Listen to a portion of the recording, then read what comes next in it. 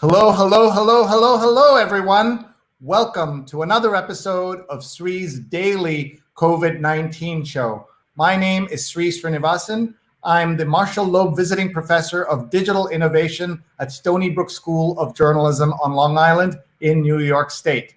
I'm on the Upper West Side of Manhattan, where it's 7 p.m. Eastern Time, and you can hear out my window at this moment the salute to healthcare workers. People are banging pots and pans, clapping, making noise, and let's all take a moment in our lives to reflect on the healthcare workers and other frontline staff that have made it possible for so many of us to survive this crisis. And that includes first responders, it includes grocery store clerks, it includes delivery drivers, men and women who are putting their lives at risk for all of us. Thank you for watching. Please share this with your family and friends right now. We're live on Facebook, Twitter, YouTube, and LinkedIn. On each of these platforms, please hit share, please hit retweet, tell folks to join us so that we can have this global conversation around COVID-19. We have a very special episode for you tonight. We're going to leave Manhattan. I'm here, and we're going to bring in folks from a few miles north of New York City. We're going to the state of Connecticut, and Connecticut is an important state that's just near to New York, and we have some special guests from there. Let me tell you who's going to be joining us. We have three fabulous guests. Reverend Carl McCluster will be here from Shiloh Baptist Church. In Shiloh Church, BPT is the .org is the website. We're also joined by a state representative, Rochelle, and she's from Ansonia and Derby in Connecticut. Her Twitter handle is CaraRochelleCT, and she's also on Instagram, CaraRochelle4CT. We'll also be joined by Pastor Yolanda Hernandez of IDD Centro Vida in Bridgeport, Connecticut, and you will meet all of them in just a minute. But first, please tell us where you're watching from, and please share this show. This is episode number 73 of my show, and that means we've been live for 73 straight days, because the lockdown in New York has been there for 73 days, weekends and everything else, and it wouldn't have been possible without the support of my producers. We want to thank Rose Horowitz, she's Rose Horowitz 31 on Twitter, and also Vandana Menon, Vandana_Menon on Twitter. These two ladies have been with us for 73 days, working so hard to produce incredible guests like these, and we're very, very grateful. So please follow them, please tag, please share, and comment and tell us where you're watching from. Just before we bring on our guests, I want to thank our sponsors. And today we want to tell you about McCrack Academy, Fundamentals of Social Media for Journalists, PR pros, and everyone. This is a free certification course that I am teaching in June. It's free for every single person in the world, and you can save your seat right now by going to mcrack.co/social. mrac.co/social, mrac.co/social. Please check it out, mrac.co/social, a free course that anybody in the world can participate in, and it's free because we want you to benefit from this chance to learn about social media, and you will have a baseline understanding of what is happening new in Facebook, Twitter, YouTube, LinkedIn, and Instagram. Check out this website, mrac.co/social, and please tell your friends. People of all ages are welcome, as well as people who are working in different industries and also any experience level. We've had more than 3,000 people sign up already, and we're going to keep going, and the course launches in June. So my colleague Linda Bernstein and I are working very hard to bring you this free course, and we're very grateful to the folks at McCrack for making that possible. All right, we're ready to talk about Connecticut, and let me bring in our guests. We are very grateful to them for being here with us. So please say hello. Hi. Hi. Hey, everybody. Thank you very much for being here. Let's introduce everyone again. Pastor Yolanda, Representative Cara, and Pastor Carl. And let's start with Pastor Yolanda. Thank you very much for being here. I ask all our guests, how are you doing? How is your family? Let's start with you. Thank you. Thank you for having me tonight. It was a pleasure. It's a pleasure to be here with each and every one of you. Our family is doing great.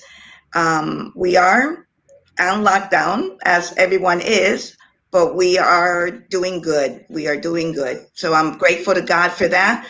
And I'm grateful for the authorities that also are doing their job to keep each and everyone safe. Thank you very much. Let's go to Representative Cara Rochelle. Hi, everybody. First, I want to thank you for having me on today.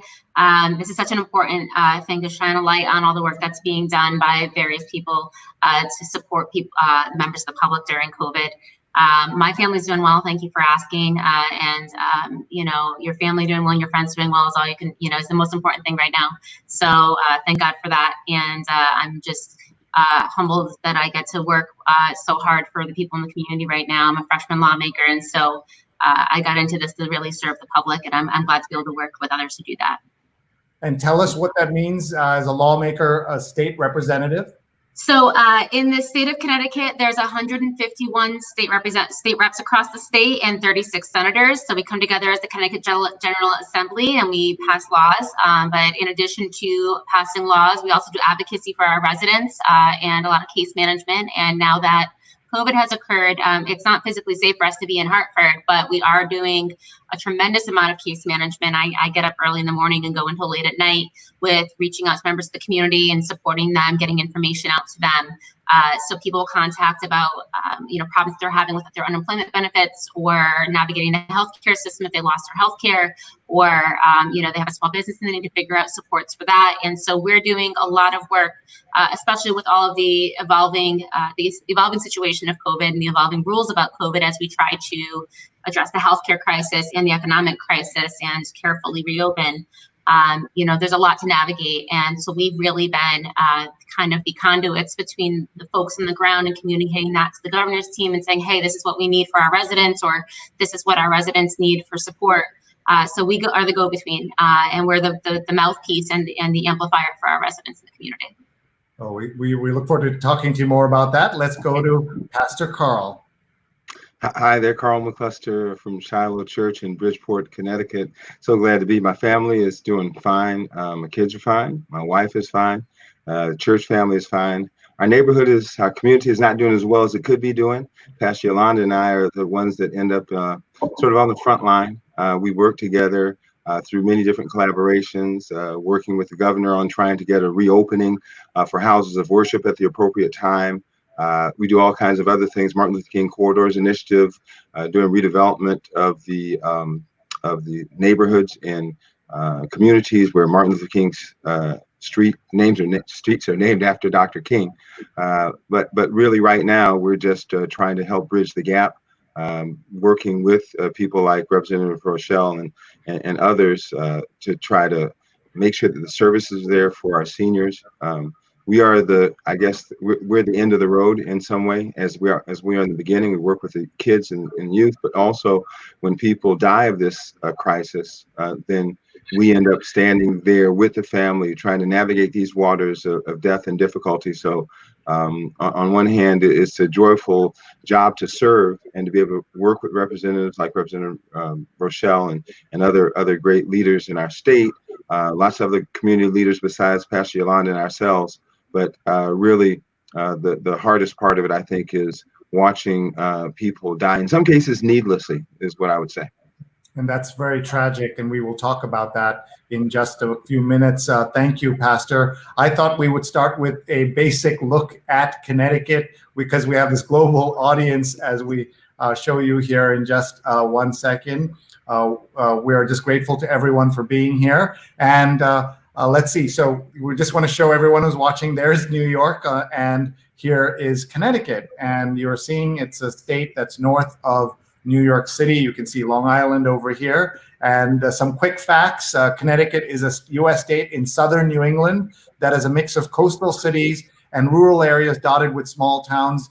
And so there are many different kinds of places there, right? You've got in one state, you've got a mix of that rural and city landscape. You've got cities like Hartford and Bridgeport and Stamford are all there. And also you have rural areas. So it's important for people to understand. So now what we're going to do is we're going to do what we call our global tour as we look at where people are checking in from. Sonali says she salutes healthcare workers, as we do all. Frontline heroes, she says. She's watching over on LinkedIn. Rose is here. Rose Horowitz 31. This is going to be exciting and important show. Please follow and amplify her. Rose Horowitz 31. She's tweeting right now, everybody. My dad is watching in Kerala, India. Hi, Dad. We love you. I'm sorry that we're not together. I would have come to visit, but here we are. He's awake, by the way, at 4:30 in the morning in India. So we will chastise him for that later, for doing that. Rose is saying how our state representative said she has worked with United Way. Our colleague Neil Parekh does a lot of work with United Way. He is the head of internal communications there. And another Sonali is checked in from LA, which is great. And Seishu is watching from Connecticut. Tell us where you're watching from, folks. And Representative Rochelle is from Ansonia and Derby, which he told me has one of the worst unemployment rates in Connecticut right now. And we'll get to that issue. Yazda is watching and says, blessings, Pastora Yolanda Hernandez. That's great. We're seeing all these comments coming in. And we have Jason Rojas watching from Westerly, Rhode Island. So I want to make sure that all our guests also had a chance to share on Facebook right now and on Twitter so that their families, their friends around the world can join us. Let's go to Pastor Yolanda. And if you can just tell us a little bit, Pastor, about life right now under COVID. What is happening in your church right now? Well, ever since this started, of course, we have been on lockdown. We have been doing a lot of work. I think we've worked more now than we've ever worked before. Before, we used to have our church services only on Tuesdays, sometimes on Thursdays and Sundays. Now with this coronavirus, we do a lot of FaceTime Live, and we are able to do it Tuesdays, Thursdays, Friday with the youth, Saturday with the children, and Sunday morning. So as you could see, we are doing more, trying to get connected or making sure that the people, the congregants, the members are connected with the church. This is not something that is easy for the church because we're so used to being together. We're so used to being at the church during the services, doing what we do best, which is serve the Lord and praise Him. But because of this, coming or this being, we had to change everything, and it's been a tiring moment because we've been working more. We've been servicing also the community. We have a community around the church, which is basically 95% of Hispanics. So we've been also trying to connect with them so they will know that there is a church that even though our doors are closed, we are still there to help them in any way that we can, being with meals or being just with words of encouragement. There has been many people throughout this time that have been depressed, discouraged, afraid. I mean, fear has been the number one thing that has embraced a lot of the family. So we have just been there to give them words of encouragement, to tell them that they're not alone, that there is hope, and that pretty soon our doors will be open up again and we'll be able to connect again. We'll be able to do more than we have been doing. So it's been a challenging time. It's been very challenging for us as a family. It's been challenging for the church. We've been at our church for 30 years. So we know what it is and, how the community has been affected throughout these months. So it hasn't been easy. But we're surviving and we're praising for that. And we're doing a lot of prayer and really just hoping for the best. Thank you very much. I just wanted to read some data around how Connecticut is being affected by all this. The data shows that Black and Hispanic residents are more than 2 times as likely to test positive for COVID-19, and 1 out of every 3 positive test results have, even though they don't have a race or ethnicity filled out. Connecticut has the 5th highest share of cases coming back, and so among the 39 states that report the breakdown, according to Solutions Journalism Network. Let me ask our state representative here, Representative Rochelle, can you talk about the situation on the ground? How are you helping your constituents, and how are they dealing with this? The understanding for those of us who are lay people, not familiar with Connecticut, it sounds like it's a very rich state with lots of very rich enclaves, but talk about the reality and what it's the full picture. So Connecticut is a state of I guess you could say paradoxes. It actually has the highest discrepancy between rich and poor in the whole nation. And so while we do have the Gold Coast that has, Fairfield County is the wealthiest county per capita in the entire world, we also have a lot of areas that are in very deep distress. We have areas with extremely high poverty rates. Areas like sections of Bridgeport and Waterbury and New Haven and Hartford, and also areas like mine. People think about the smaller towns and they don't necessarily think of the poverty levels and the economic distress. But even prior to this crisis, there's a United Way designation called ALICE, and ALICE stands for Asset Limited, Income Constrained, and Employed. So these are your working poor residents, the people that are living paycheck to paycheck, that are having trouble making ends meet for their basic bills. And in my district, prior to this crisis, that rate was 60% of my residents that were working paycheck to paycheck. And so on the ground in my community, and I'm sure that we are not the only community with these issues, what we're seeing is that, when the paycheck to paycheck ends and the paycheck stops, people are immediately falling into poverty. One of the first things I did when this crisis hit was I contacted our local nonprofit, it's a quasi-public agency that coordinates with all of the food banks. And I called them and I said, I know that our volunteers at these food banks typically are retirees. How can I help you to get more volunteers? And so I immediately put a call out to our community and said, we need young and healthy people to staff these food banks, because if ever there was a time of need, it's now. And so things are happening in a real-time way for folks out here, trying to get folks situated. I've gone and personally dropped off bags of food to residents and coordinated to get folks, coordinated to drop off groceries for them and things of that nature. And I think that the recovery is going to be long. There's the immediate needs that we need to address and the long-term needs we need to address.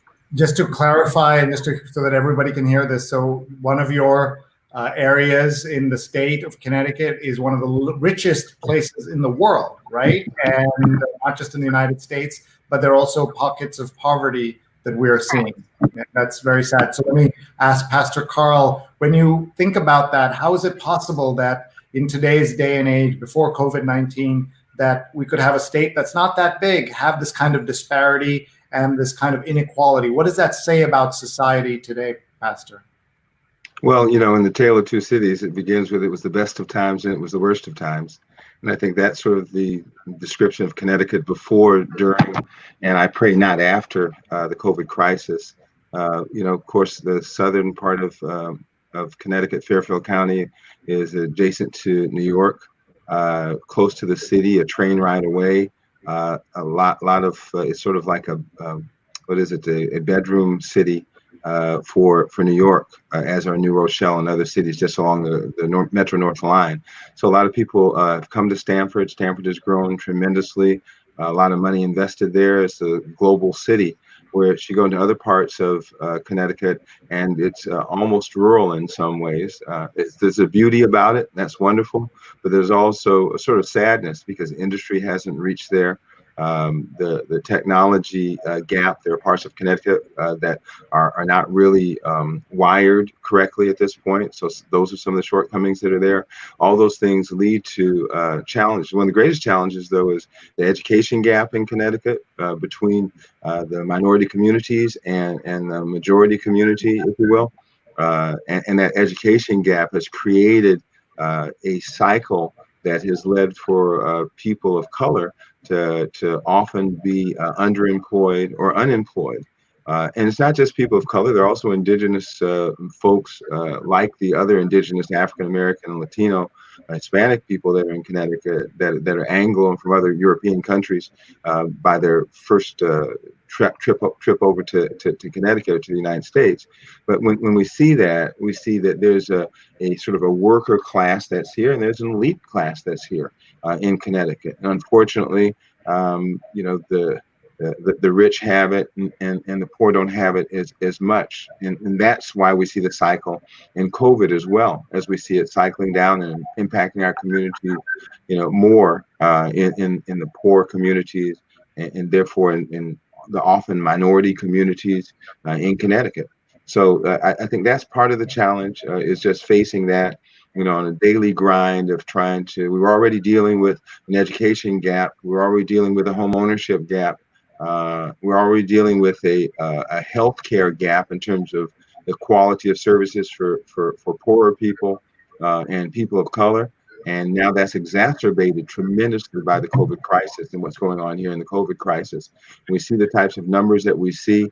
It's you're more than 2 times likely as an African American to get it and also to die of it. This last month has been a tragedy in that respect. Lots of good people, loving people. Now, life is a life. It's a black life, a brown life, a white life, a green life, purple life, whatever it is just as important as any other life. It's a family that's represented. It's a generation that goes without the type of love that comes from a mother, father, sister, or brother, or a child to a parent or a grandparent. So that's probably the most difficult thing, is to see what could be avoided in some ways if we did a better job of creating equity within our communities. And here we are looking, Pastor, at this story, COVID-19, the black and brown battle in Connecticut. And when people hear about these stories and they look at this, they are frustrated by what's happening, not just in Connecticut, but all over the country. You've seen states with 15% Black populations that have 50% of their victims are African American. And what does this say about our healthcare system, Pastor? Well, I mean, it says that there's an inequity there. I mean, the reality is that there are 4 key gaps in Connecticut, I think, and they exist around the country. First, there's the education gap, then there's the wage gap, then there's the home ownership gap, and that leads to the healthcare gap. People that can afford healthcare, people that can afford to get the type of initial service. You go to your doctor, call your doctor. Well, if you don't have a good healthcare system or health coverage, then you're calling a doctor who has 500 of you calling, as opposed to a doctor who has a really neat and tidy schedule, working hard to serve people who can pay more. And that's something that we're certainly seeing. All the disparities in America are being exaggerated and put under the microscope right now, and we're seeing that. Let's see who else is watching. Jonathan Borstein has watched this show for 73 straight days. Thank you for being here, Jonathan. That's incredible. Lawrence Aaron says, interesting presentation from Hamilton Heights, West Harlem, Upper West Side, Lower Washington Heights, Manhattan. So he's got it all situated. And we're also joined by Lori, who says this is nice. Now, Neil Parekh says, watching from Springfield, Virginia. My wife is from Connecticut and went to school there. Go Wesleyan. So we'll use that minute just to talk about the education industry or profession that's there in Connecticut. It's one of the big businesses, right? We have education, you have medical systems. Representative, can you talk a little bit about that, about the kind of pillars of the economy of Connecticut? So we have a few different pillars to the economy in Connecticut, and actually, interestingly enough, Connecticut certainly has its problems, but we are listed as one of the top 7 best positioned states to economically recover for being how hard hit we are. And the reason is that we have a strong manufacturing industry. We have both Sikorsky building helicopters for the government and Electric Boat building submarines, as well as an aerospace program. And during our shutdown, manufacturing was kept going for the most part, and so it kept our third largest growing industry going and kept paychecks in people's pockets. That said, we also have the bioscience industry, and we have a large service population, and that's really where we're hit so hard, and why we're having so many troubles is because so many people, are service workers, and we're shut down. And so it's an interesting situation that we're in as far as how we're going to find a path out of the woods. And I think that the pastor really hit the nail on the head, that this is laying bare a lot of the problems that were pre-existing, particularly having to do with wages and with, the cost of living, especially in an area like this. What we're seeing is the fact that, nationally, we're looking at 60%, there's a study that said that 60% of residents can't afford a $500 crisis. And that holds true out here too. We're looking at people who, there never should have been a situation where half of our residents didn't have any savings, and there never should have been a situation where, we have so many people that are under the ALICE designation or in poverty. The middle class has just been under attack for a really long time, and it's a big passion of mine is fighting for the middle class and rebuilding that. And I think that the hope is that after, once we get back on our feet, that we're going to build this better than it was before and make sure this doesn't happen again. I mean, I think about last year, and there was a 14-hour filibuster to try to stop us from raising the minimum wage. That's what we're dealing with in Connecticut. Yeah, and that's really sad. Let's go to Pastor Yolanda for her thoughts. Let's see her. We're having a little trouble with your microphone, Pastor. Can you see if you can unmute that, or if you can try that one more time? We're having trouble with your audio, Pastor Yolanda. Let's see. If it happens again, maybe we'll log off and bring you back in just a minute. Please stand by. Folks, as you're watching, please tell us your questions. Please tell us where you're watching from. We're very grateful to all of you for watching tonight. It's a long weekend here in New York, but it's all blending together, isn't it, Pastor Carl? We would have been very difficult to get three of you together on Memorial Day weekend. And how has your life been changed? This is just one example that here we are on a Saturday able to do something like this. We're so grateful for your time, Pastor. Can you reflect on that for us, please? Sure. There are probably three things that really are striking. The first is, let's say call it a positive thing.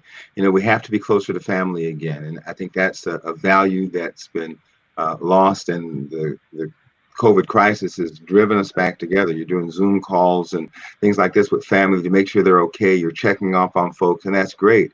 But the rest of it that surrounds it, that's the safe place in all of this. If you have a good place to live in, if you have a place to be safe in, and so many people don't. There's still homeless people, still people on the street. For us, the worship experience has changed dramatically. We're always online, Shiloh Church BPT. Woo!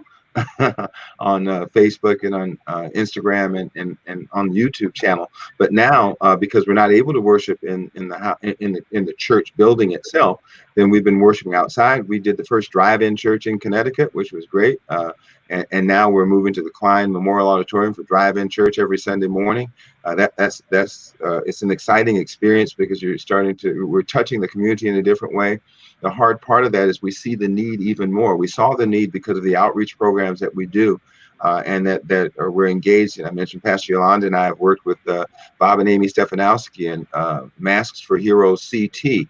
Shout out to that because that group has just done a tremendous job distributing almost 1 million masks. We got a mandate from the governor. Everyone should wear a mask. But where do you get a mask from? You can go online and pay $30 for 5 of them. That's crazy when they cost 50 to 75 cents each. But shout out to Bob and Amy for putting that organization together and giving free masks to folks. That's been you've seen the good side of some people like that. You've seen the industrious nature of some of our legislators that have really dug in, like Representative Rochelle. Jim Himes, for example, has done a great job in keeping in touch with us and with folks. We've seen a lot of good things, but the challenge of worshiping away and not being there, having to deal with not being able to have families at funerals and things like that is just tragic. And not being able to visit someone that's in the hospital, we take that for granted. But when someone is there and that they're facing the possibility, a high possibility or probability of death, and you can't even go see them, that's a difficult hold a row, as we used to say in the neighborhood back when I was a kid in Georgia. So those are some of the challenges, the economic challenges that shall face us. I mean, who are we kidding? We're going to pay for this at some point. We're getting this money now, and it's great as a bridge, but it has to come from somewhere. Yeah, and you're absolutely right. We have people watching around the world. Kavita's from New York, Michael from Cleveland. We see on LinkedIn we have a guest watching from Nepal. It's just so nice to have this global conversation. Pastor Yolanda is back with us. Pastor, tell me about the reality on the ground for your parishioners. What is the number one or two things that they're worried about right now? Well, talking to many of them, as Pastor McCluster has said, the outreach has been very essential these past few weeks. We have not been able to do the the drive-in because of the space. We don't have much space in near our community where the church is at, but we have done a lot of outreach, just talking to the people out in the streets and trying to feel, how they're seeing things and how they are dealing with it. Now, the people in our church, the congregants, because we have been speaking to them regularly, not only through phone, but also through Zoom, which we've gotten so used to doing, and getting back to the norm. I think we're going to be missing out on this Zoom also. But we've been hearing a lot of word when it comes to fear, just the trust factor, trying to get back and just trust.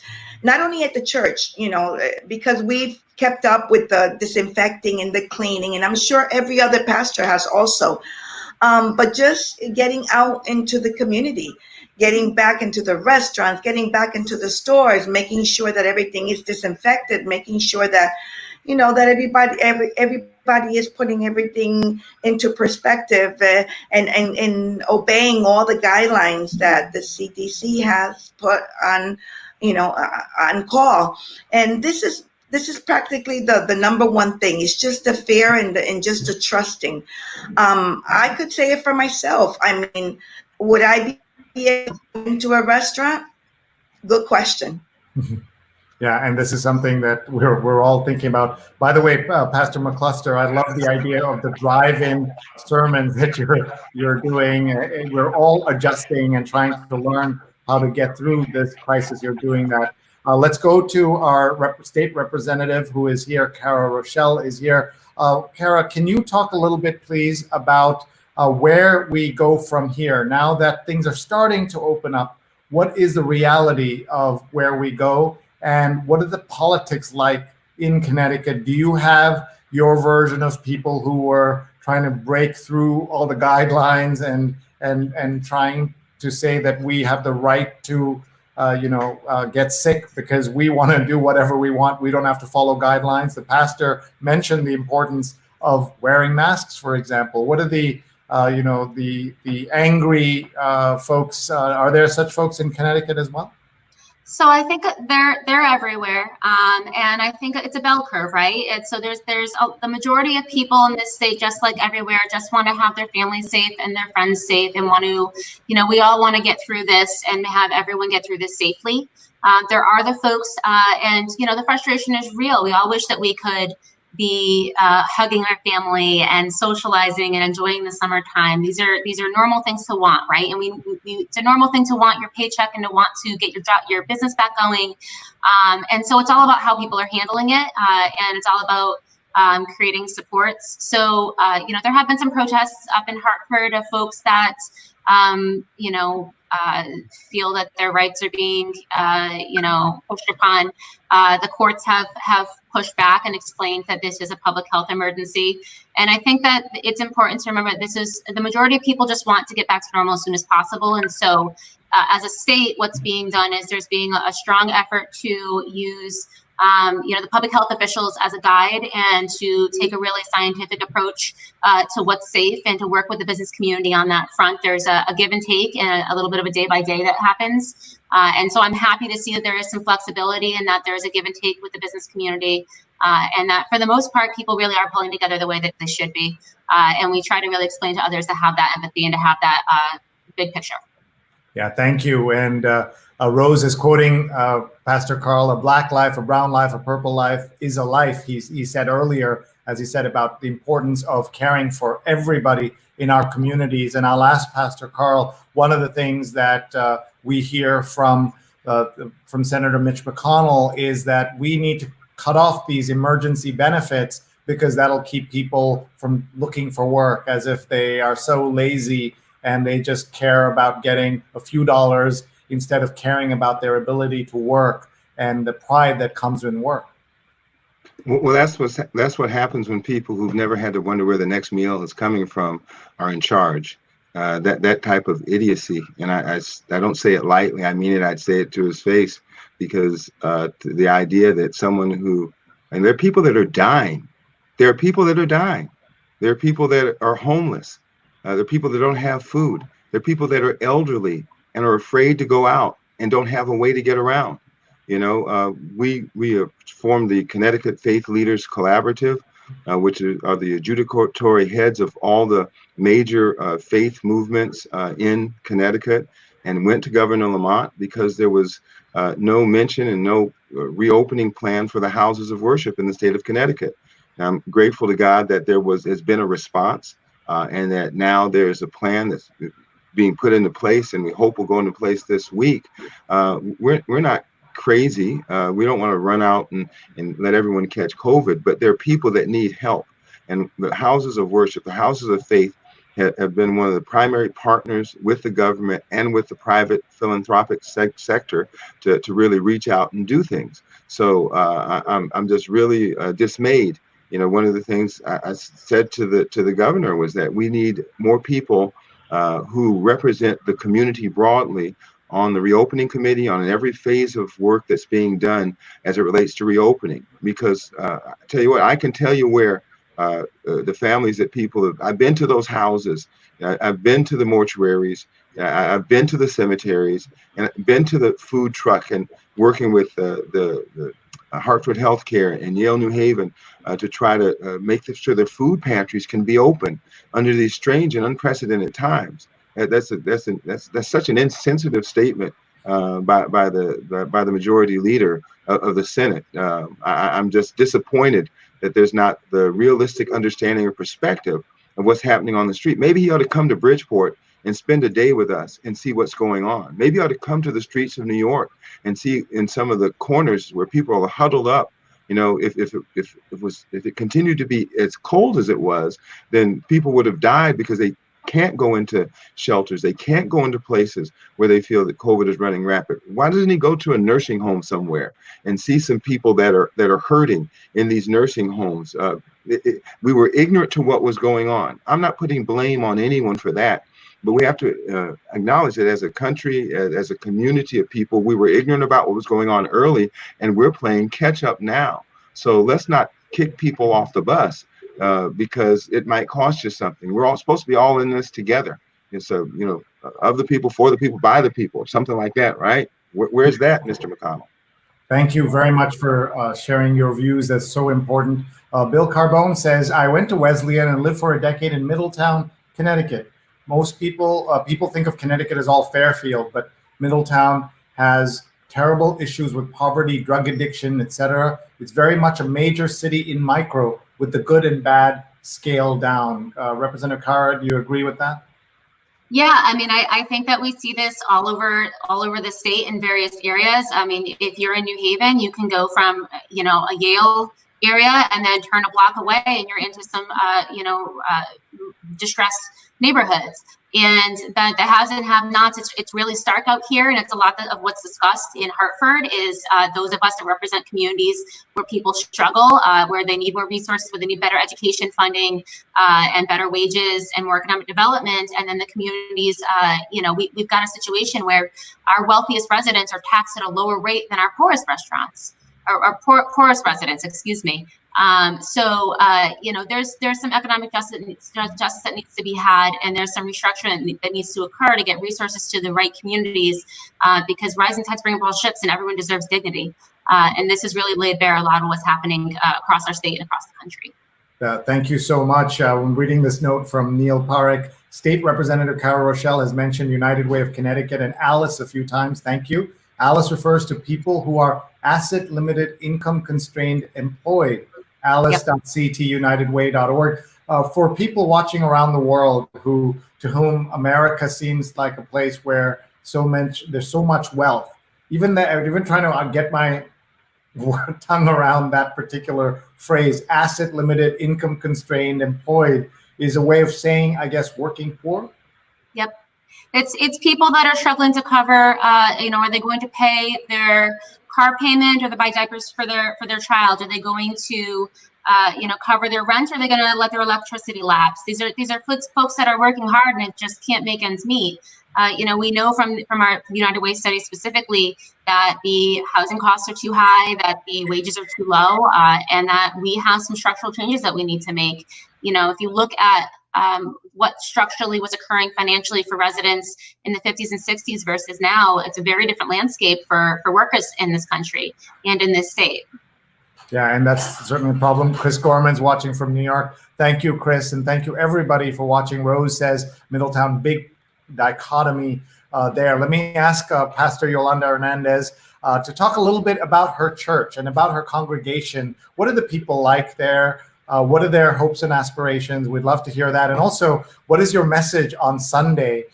Here we are on Saturday night. A lot of people are going to be watching the recording of this, but we're speaking on Saturday night before Sunday. Can you talk about that, please? Yeah.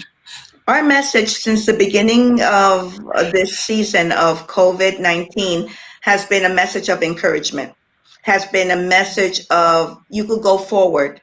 Please look at the future as being a positive future. I know that there's a lot of things that are going on, and Pastor Carl McCluster has said it very vividly, how our people are hurting. They are hurting, but even though they are hurting, they need to hear a word of encouragement. And all of us have every Sunday gone live, and that has been our message.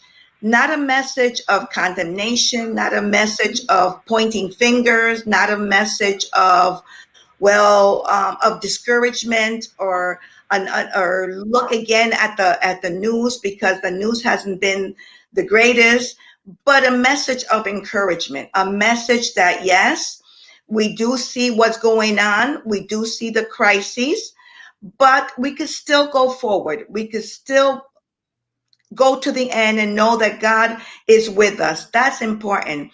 Our church is a diverse church. We have like 17 different nationalities in our church.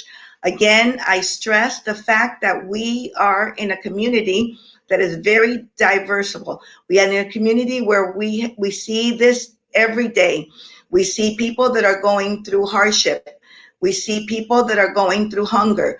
We see people that are going through pain, and there is really so much we can do.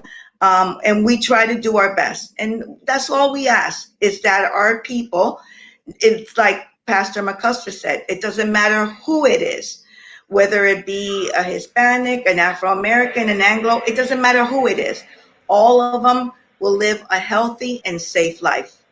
Thank you very much. Let's go to Pastor McCluster. Let's hear some of your thoughts for tomorrow. What are you going to be saying? What is your, and also tell us about the Shiloh Church, please. Sure. The Shiloh Church is actually also a diverse church. I think that's one of the things that Pastor Yolanda and I share together. We're putting flags up around the property on the fence for every country. We ran out of flag posts from all over the African and Asian continent.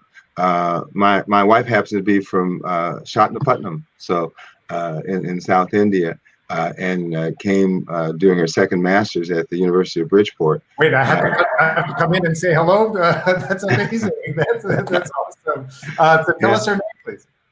Her name is Prabha Magapu.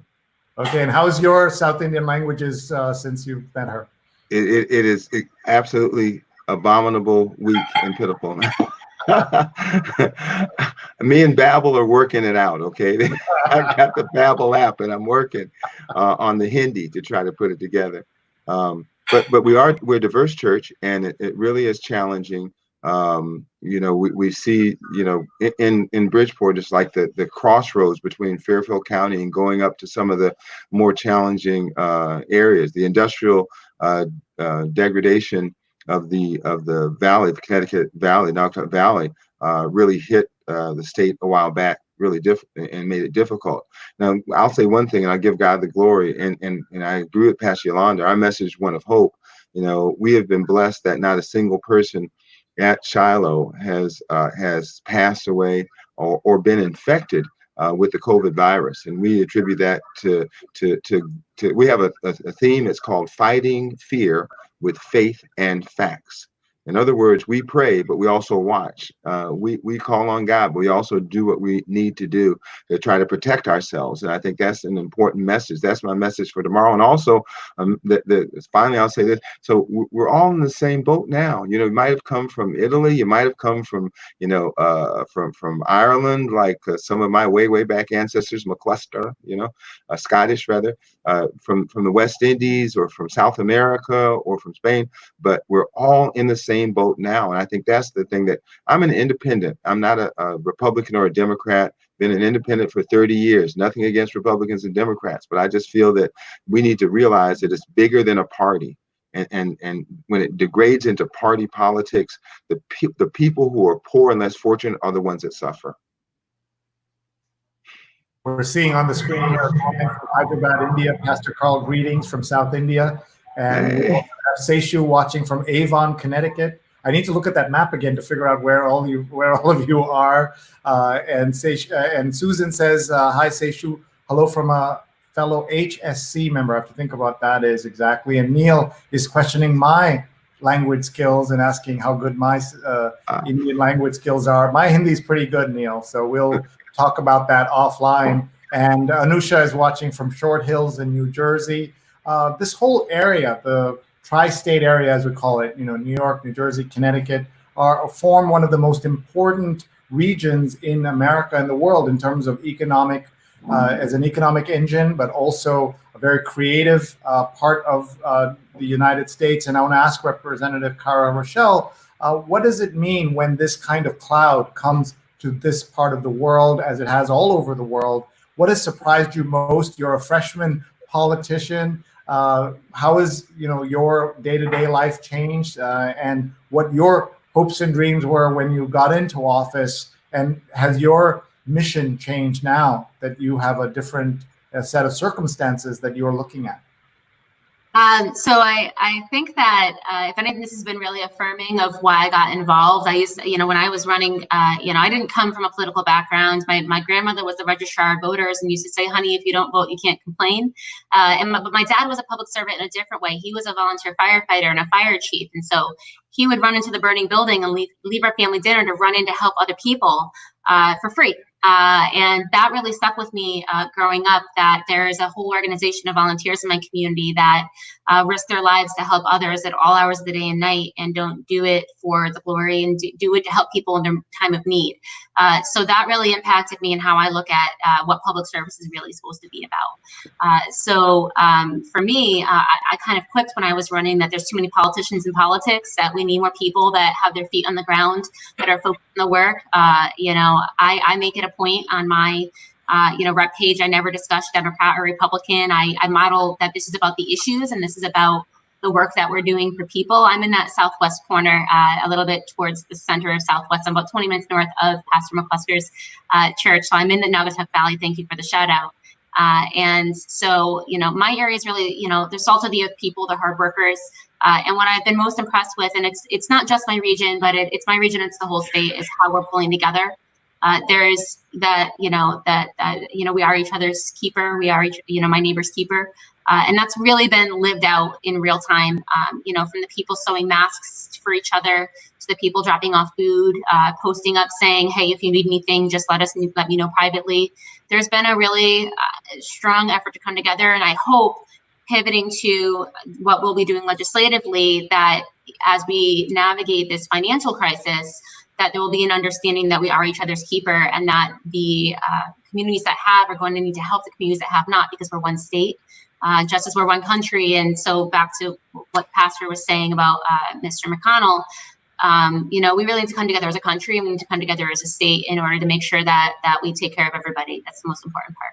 I'll just say one thing about that. Thank you. I'll say that, whenever someone says, gee, the president, says something outrageous, and then they say, someone else responds and they say they're being political and everyone needs to not be political, we should point out that some specific folks have made this very political, right, over these last few months. And the worst, I think, has come out in the worst disparities in America, and the worst features of America have been exaggerated. Let's see here. Neil is saying that his Arabic is better than his Gujarati, my parents' Indian language. Neither is very good. I lived in Cairo for 2 years. In case people are wondering, Sree and I are good friends. Not only are we good friends, we work together on so many things. And I just will take this opportunity to remind everyone, tomorrow morning, Sundays, 8:30 to 10:30 a.m., every Sunday for 5 years, we've been reading the New York Times out loud like crazy people. We talk about the news, and tomorrow we have a wonderful guest. Corey Dean will be with us. Corey is the former science editor of the New York Times, and she's going to read the New York Times with us. So what a great opportunity to talk about facts. And we had Pastor Carl talk about how he fights fear with facts. I want to hear that slogan one more time, but this is tomorrow, 8:30 to 10:30 a.m. Eastern Time. We'll be talking to a doctor and also to Cornelia Dean, the former science editor of the New York Times. If you have missed any of our shows, not just these daily shows that I do, but once a week we do this tremendous New York Times read along. Last week we had a Republican and a Democrat reading together the New York Times. We had Rick Wilson, who has been a strong critic of the president, but is a former or is a Republican himself. He and Steve Shale, who's a Democrat, both of them read the New York Times with me. That was last Sunday. This was the program last Sunday. And then tomorrow's program is with Corey Dean, former science editor of the New York Times. So let me go to Pastor Carl, and let's hear that righteous slogan that you have about fighting fear, please. It's fighting fear with faith and facts. That's the theme, and I hope everyone will pick that up. Listen, even if I was in the Christian Bible, I would say that Christ said, watch and pray, right? In other words, yes, pray, but you also got to keep an eye open, and we have to hold each other accountable. I'm passionate about it because people's lives are at stake. And when we break down to partisan politics, when something like this is happening, it does show the worst of us. But as I think that both Pastor Yolanda and Representative Rochelle said, we've also seen the best of some people. Again, people like the Stefanowskis passing out free, 1 million face masks in the state of Connecticut, free. It's making sure there are people that will be alive 20 years from now because someone took the time. The work that Representative Rochelle is doing, Pastor Yolanda going, standing out on that street. She doesn't talk about it in front of her church, passing out things, giving food to people, making a difference. And we see people doing these things now. We've seen some of the bad stuff, but we've also seen the best out of some of our citizens, and it really gives me the hope. Not just the hope I have in Christ, but the hope that it gives me for this country to really come together, fight through this thing, and get ready for the next thing, because there's another thing coming sometime soon. There is, unfortunately. We have just a couple of minutes left, and we'll give each of you a chance to give us your final thoughts. I just want to read a couple of comments. Esteam says, doing a great job. Susan says, thank you, Pastor Carl. And Vandana is sharing. Rose Horowitz is tweeting live. Everyone, please follow Vandana Menon, Vandana_Menon on Twitter, and Rose Horowitz 31. She's the one who produced this show and did such an awesome job and brought us these great guests. Rick Botello asks, the COVID crisis has cracked open the ethical, political, economic, social, and healthcare injustices for our corrupt democracy. What strategies do you have to help us unite with truth, justice, equity, and freedom. So that's a great basis for a final set of thoughts from each of you. We'll start with Pastor Yolanda, your final thoughts and your thoughts on how you could do something as all of us try to be more united going forward. So Pastor Yolanda, over to you. And what we've been saying all along is that just what Pastor Carl just finished saying. Faith is something that will keep us standing. And faith is what's going to help us just look forward and know that we're going to get through this. And there are people that know this, and there are people that are embracing this and they're helping. Yes, there are volunteers out there, and there are people that are just showing up and they're just helping, and they're cooperating, and they're donating, and they're doing everything that they can. Possibly in the month of December, no one would have thought about doing something as what they're doing today, as just embracing and just helping out. And again, faith is what will keep us standing and looking forward to know that God is with us. Again, thank you for having me tonight. Remind us, thank you so much. Remind us of the name of your church and how people can learn more. Our church is Center of Life, and in Spanish is Centro de Vida. And we're in, like I said, in Bridgeport, and we're in 594 Harold Avenue. And also, I didn't mention, but I'm also president of the Association of Hispanic Pastors and Ministers of Greater Bridgeport. I've been president for this association for about 4 years, and I am working with like 50 to 60 pastors today, also helping out the communities. Again, thank you. That's awesome. You're so modest that you didn't even mention that. So thank you for doing that, and congratulations on all you're doing, and thank you from a grateful community and a grateful country. Thank you very much, Pastor Yolanda Hernandez. Let's go to Representative Cara Rochelle. Your thoughts about that question and anything else you would like to share, and how people can find you. So first I want to say that COVID can't stop good, that who we are as people is being asserted right now, who we are individually as citizens, as people in communities and across this country. We're defining ourselves as Americans first, and as people that look out for our neighbors right now. And that is the most important part of all of this, I think, is all of the ways that each of us has the power and the ability to protect each other and to care for each other. And so I'm encouraging everyone who's watching to get more involved in your community, whether it be to volunteer at a food bank or to help with, with handing out masks or anything else that you can think of to do, placing phone calls to seniors and checking in on them and saying, hey, I'm your neighbor. Is everything okay? Can I help you with anything? This is how we're going to get through this crisis. And it's also how we're going to, walk our country back from the polarized way that it's been, is to remember what this is supposed to be really about. And that's true of both public service in general and also in the political sphere. This is not a time for partisanship. It's just not. I mean, it never really should have been. This is a time to remember that policy is supposed to be for people. And that this government is supposed to be for people, by people. And so I'm really passionate about that. And I think a lot of people are, and that's more important than the partisan politics. So just to round it out, one thing I always say with my posts when I'm talking to people is I say, stay strong and stay kind, and COVID can't stop good. I'm reachable. My Facebook page is State Representative Cara Rochelle. I represent the Lower Naugatuck Valley, Ansonia, and Derby in Connecticut. It's a blue collar community. And I'm really proud of my area, and I'm really proud of our state for how we're all coming together. Wow, that is awesome. Thank you so much. You're also on Twitter and on Instagram, so people can find you. Thank you very much, Representative Cara Rochelle. We're very grateful. I hear you've been working since 6 a.m. and on a Saturday or Memorial Day weekend. I know you all are like that. So let's go now to Pastor Carl McCluster. If I was going to say any one thought, one message is that, I'd say it to Bridgeport, I'll say it to Fairfield and New Haven counties, I'll say it to Connecticut, to the region, and to the states, the whole country, and to the world. We will either rise together or we will fall apart. If we come together, we can rise. If we keep bickering and blaming people, then we will fall apart. We've seen the great models of people like Bob and Amy, who I mentioned, Lynn Fasano, who's the Republican Minority Chair, Dave Lehman, who left a very lucrative job to come and work as the head of our Department of Economic and Community Development, and Governor Lamont, who's doing the very best he can in a very nobody ever who wanted that seat. Watch out, it's a hot seat now.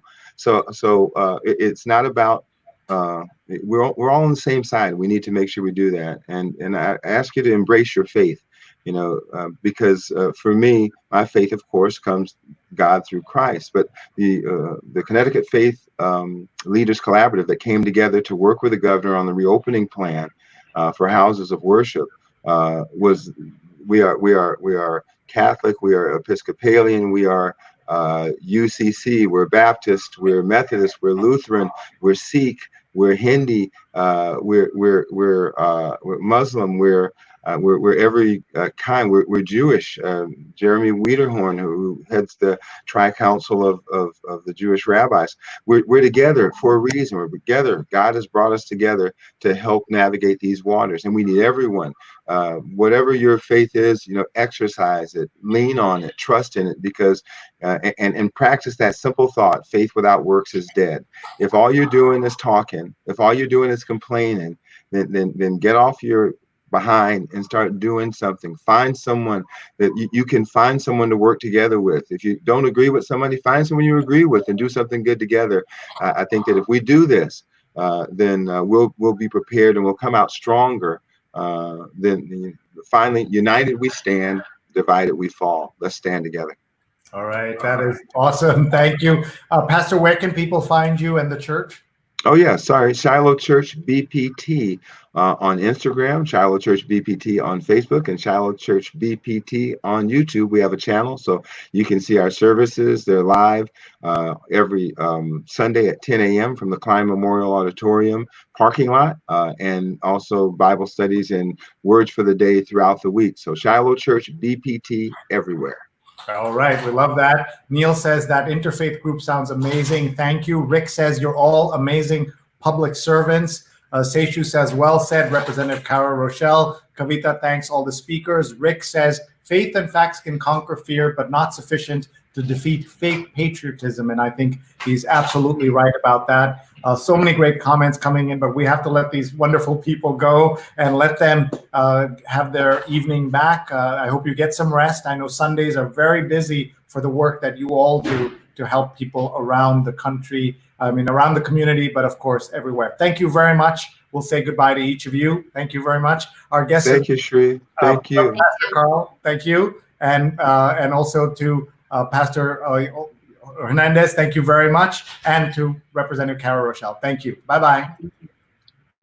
What a great show, folks. Thank you to all of them for being here, for sharing their thoughts and their insights on a Saturday night. It's Memorial Day weekend here in the United States. That's the traditional start of summer. And we're just so grateful to all of you for being with us, for supporting us right now by watching our show. I want to also thank our sponsor and this very useful tool that we've put together, this platform of this free course, Fundamentals of Social Media from Muckrack Academy for journalists, PR pros, and everyone. A free certification course. Save your seat right now by going to mrac.co/social, mrac.co/social. Anyone, anywhere in the world can join us. It's free. It's about 2 hours with quizzes and fundamentals of social media. Everyone needs to up their game on social, and we're very grateful to Muckrack Academy for making this free for the entire world, where more than 3,000 people have already signed up, and we'd love for you to join us. Tell your family and friends, mrac.co/social. And with that, we're going to say goodbye. I'll be back tomorrow with 2 shows, 8:30 a.m. Eastern, with our show where we read the New York Times out loud with Cornelia Dean, the science editor of the New York Times, and her book, Making Sense of Science, Separating Substance from Spin. How timely is this book? And also her experience as science editor of the New York Times. And then tomorrow, 9 p.m. Eastern, every Sunday, our positivity show. And we have Patrice Tanaka with us. You're going to love meeting her. 9 p.m. Eastern tomorrow night If you're watching this if you're watching a recorded version of this, you'll find all our archives on YouTube. Please go to YouTube. My channel is Sreenet, Sreenet. You see it right on the screen, youtube.com/Sreenet. Please hit subscribe, and we'd love to have you join us. And then finally, I want to say to everybody who's watching, we appreciate you. Please send us your suggestions on speakers, suggestions on topics, guests, and also sponsors. We would love to keep taking this message out to the world. It's episode 73. Tomorrow's episode 74, and then episode 75. We'll turn it over to our audience once more, the way we did with episode 50, and have our audience speak on camera. So if you'd like to do that, please join us at 9 p.m. Eastern Time on Monday night. Thanks very much, everybody. We'll say goodbye. We're really, really grateful to all of you for being here. Jonathan says he signed up for the fundamentals. Rose says, great show. Thank you, Rose, for bringing us Pastors Carl, Pastor Yolanda, and Representative Carla Rochelle. We're just so grateful to everybody. Good night all, says Susan Stein. And see you in the AM, she says. We're very grateful. Goodbye, everybody. Thank you.